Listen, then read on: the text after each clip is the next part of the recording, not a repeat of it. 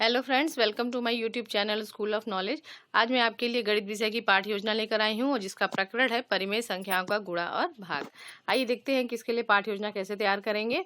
इसके लिए हम सबसे ऊपर लिखेंगे पाठ योजना संख्या, फिर लिखेंगे छात्राध्यापक या छात्राध्यापिका का नाम, फिर लिखेंगे विद्यालय का नाम जहाँ पे आप शिक्षण कार्य कर रहे हैं, ठीक है, जहाँ से आप ट्रेनिंग ले रहे हैं, मतलब पढ़ाई कर रहे हैं वहाँ का लिखें, ट्रेनिंग ले रहे हैं ना जहाँ पे, वहाँ का नाम लिखते हैं। फिर हम एक टेबल बनाते हैं जिसके अंतर्गत 5 बिंदु लिखते हैं। दिनांक वो होता है जिस दिन आप ये शिक्षण कार्य करेंगे। फिर होता है कक्षा, ये कक्षा 8 के लिए है, विषय हमारा गणित है, चक्र 1 है और अवधि जो होती है हर विद्यालय की अलग अलग होती है, कहीं 35 मिनट है तो कहीं 40 मिनट है, वो अपने हिसाब से लिख दीजिएगा। उसके बाद लिखते हैं प्रकरण। प्रकरण में लिखते हैं, प्रकरण हमारा है परिमेय संख्याओं का गुणा और भाग। फिर लिखते हैं, नंबर आता है सामान्य उद्देश्य का। सामान्य उद्देश्य जो होता है वो गणित विषय से संबंधित होता है। तो इसमें हम 5 उद्देश्य दे रहे हैं, जिसमें 5 उद्देश्य में कौन कौन से हैं कि छात्रों में गणित विषय के प्रति रुचि उत्पन्न करना, छात्रों की तार्किक शक्ति का विकास करना, छात्रों द्वारा गणित की समस्याओं को हल करने में उनकी गति की वृद्धि करना, छात्रों को व्यावहारिक रूप में गणित का ज्ञान देना तथा छात्रों की बौद्धिक एवं मानसिक शक्ति का विकास करना। ये 5 हमने जो है इनको सामान्य उद्देश्य दे दिया। उसका नंबर आता है विशिष्ट उद्देश्य का। विशिष्ट उद्देश्य जो होता है आपका प्रकरण से संबंधित होता है और 3 तरह के विशिष्ट उद्देश्य मुख्यतः लिखे जाते हैं। तो हम 3 तरह के विशिष्ट उद्देश्य में पहला हमारा विशिष्ट उद्देश्य है ज्ञानात्मक उद्देश्य। ज्ञानात्मक उद्देश्य का मतलब होता है कि हमें किसी चीज का ज्ञान प्राप्त हो, नॉलेज गेन करेंगे हम, ठीक है। तो हम इसमें क्या करेंगे, हम बच्चों को ज्ञान देंगे। कैसा कि छात्र परिमेय संख्याओं से परिचित हो सकेंगे और छात्र गुणा तथा भाग की प्रक्रिया को समझ सकेंगे। उनको हमने ज्ञान दे दिया, उनको बता दिया। अब बता देने के बाद जो दूसरा उद्देश्य हमारा क्या है, बोधात्मक उद्देश्य होता है। बोधात्मक उद्देश्य मतलब बता तो दिया तो क्या उन्हें समझ में आया, ये देखना होता है। तो उसमें क्या लिखेंगे कि छात्र परिमेय संख्याओं में गुणा तथा भाग की विधियों को समझ सकेंगे और साथ ही साथ छात्र परिमेय संख्याओं में गुणा तथा भाग के अंतर को समझ सकेंगे, ठीक है। तो ये 2 हो गया हमारा बोधात्मक उद्देश्य। उसके बाद नंबर आता है क्रियात्मक उद्देश्य का। इसके अंतर्गत हम लिखते हैं, जब क्रियात्मक मतलब कुछ करके, जब हमने उनको बताया, उनको ज्ञान दिया, उसके बाद उनको बोध हुआ यानी कि समझ आया। समझ होने के बाद अगर हम उनको क्वेश्चन सॉल्व करने के लिए दे रहे हैं तो क्या वो कर पा रहे हैं कि नहीं कर पा रहे हैं, ये हमारा हो गया क्रियात्मक उद्देश्य। तो इसके अंतर्गत हम लिखते हैं कि छात्र परिमेय संख्याओं से संबंधित समस्याओं को हल कर सकेंगे और छात्र परिमेय संख्याओं में गुणा तथा भाग को स्वतः कर सकेंगे, ठीक है। ये हो गया क्रियात्मक उद्देश्य। उसका नंबर आता है सहायक सामग्री का। तो इसके अंतर्गत हम लिखते हैं कि रोलर बोर्ड, संकेतक, चौक, डस्टर आदि जो है ये है, ठीक है। फिर आता है नंबर पूर्व ज्ञान का। पूर्व ज्ञान में लिखते हैं कि छात्र परिमेय संख्या के बारे में सामान्य जानकारी रखते हैं, वे परिमेय संख्याओं को जोड़ना तथा घटाना सीख चुके हैं, ठीक है। तो ये हो गया।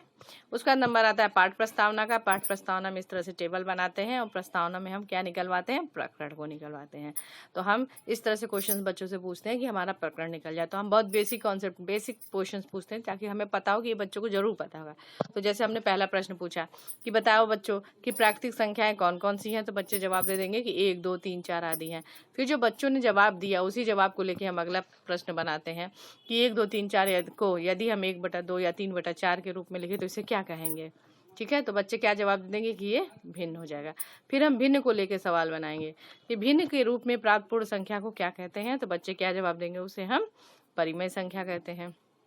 ये पहले भी पढ़ चुके हैं इसलिए तुरंत जवाब दे देंगे कि भिन्न के रूप में प्राप्त जो पूर्ण संख्या होती है उसको हम परिमेय संख्या कहते हैं।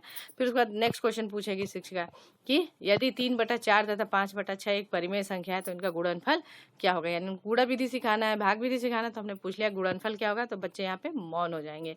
गुणा करना क्योंकि उनको अभी नहीं आता तो फिर वो चुप हो जाएंगे। तो हम जब वो बच्चे चुप हो जाएंगे, कुछ संभावित आंसर भी देंगे, कुछ चुप हो जाएंगे, तो हम उनको समझाएंगे, ठीक है। तो हम उसके पहले हम क्या करेंगे, अपना उद्देश्य कथन कहेंगे। क्या उद्देश्य कथन होगा कि छात्रों, आज हम लोग गणित विषय के अंतर्गत परिमेय संख्याओं के गुणा तथा भाग का अध्ययन करेंगे, ठीक है। उसका नंबर आता है पाठ प्रस्तुतिकरण का। पाठ प्रस्तुतिकरण में इस तरह से हम टेबल बनाते हैं जिसमें 5 कॉलम होते हैं। क्रम संख्या, शिक्षण बिंदु, छात्र अध्यापक या छात्र अध्यापिका कथन, छात्र कथन और श्यामपट्ट कार्य का। तो पहला शिक्षण परिमेय संख्याओं का गुणा। तो शिक्षिका प्रश्न करती है कि अगर 3/4 तथा 5/6 है तो इनका गुणनफल बताइए, गुणनफल ज्ञात करो।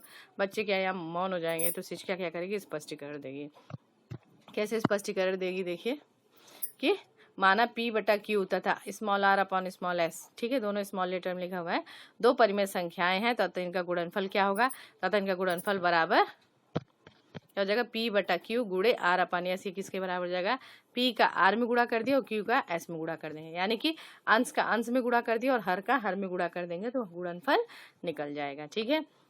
तो ये इधर हमने साथ ही श्यामपट्ट पे लिख के ही बता दिया कि परिमेय संख्याओं का गुणनफल करने के लिए अंश को अंश के साथ तथा हर को हर के साथ गुणा करते हैं। ठीक है, ये श्यामपट्ट पे भी लिख के दिखा दिया।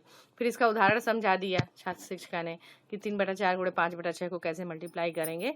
तो अंश का हंस में गुणा और हर का हर में गुणा कर देंगे तो आंसर आ जाएगा 5/8। ठीक है, फिर दूसरा सवाल समझा दिया कि अगर -3/5 है उसको 4/7 से मल्टीप्लाई करेंगे तो कितना आंसर आ जाएगा। अंश को अंश में गुणा करके हर को हर में गुणा करके आंसर निकाला तो कितना आ गया -12/35। ठीक है, फिर इससे रिलेटेड बोधात्मक प्रश्न पूछ लिया कि -14/9, ठीक है, इंटू -27 को सरल कीजिए। तो बच्चे वो एज यूजुअल चूंकि 27 के नीचे कुछ नहीं लिखा है तो क्या लिखना पड़ेगा, 1 लिखना पड़ेगा। तो यहाँ एक इक्वेशन बनाया कि 14/9 इंटू -27/1, उसके बाद अंश को अंश में गुणा कर दिया और हर का हर में गुणा करके आंसर निकाल लेंगे। तो इसका आंसर आ जाएगा 42। ठीक है, उसका दूसरा प्रश्न पूछ लिया कि 5/7 इंटू -13/6 को सरल कीजिए। तो बच्चे सॉल्व करेंगे। ठीक है, सेम हियर कि अंश को अंश में गुणा करेंगे, हर को हर में गुणा करेंगे, आंसर आएगा जो उसको 65.42 आंसर आ गया।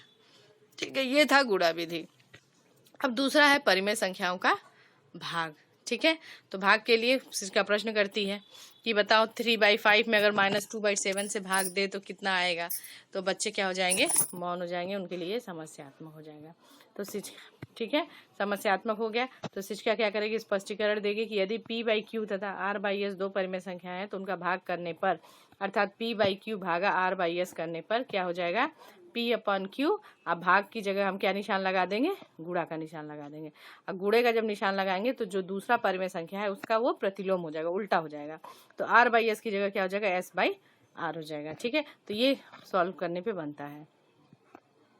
ठीक है, उसका इसको साथ ही इधर श्यामपट्ट पे भी लिख के दिखा दिया कि परिमेय संख्याओं में भाग करने के लिए पहली परिमेय संख्या में दूसरी परिमेय संख्या के गुणनफल प्रतिलोम से गुणा कर दिया जाता है। ठीक है, तो ये आपका श्यामपट्ट पे भी लिख दिया कि परिमेय संख्याओं में भाग करने के लिए कैसे करते हैं। ठीक है, उसका उदाहरण दे दिया कि 3/5 डिवाइडेड बाई -2/7, यही क्वेश्चन पूछा था, उसको सॉल्व करके दिखा दिया। तो -2/7 है तो इसका गुणात्मक प्रतिलोम क्या हो जाएगा, मल्टीप्लाई का निशान होगा, 7 कहाँ चला गया, ऊपर आ जाएगा और 2 कहाँ जाएगा, नीचे आ जाएगा। ठीक है, तो इस तरह से बन जाएगा 3/5 इंटू 7/-2। ठीक है, जैसे जगह बदल गया तो आंसर क्या आ जाएगा, -21/10 आ गया।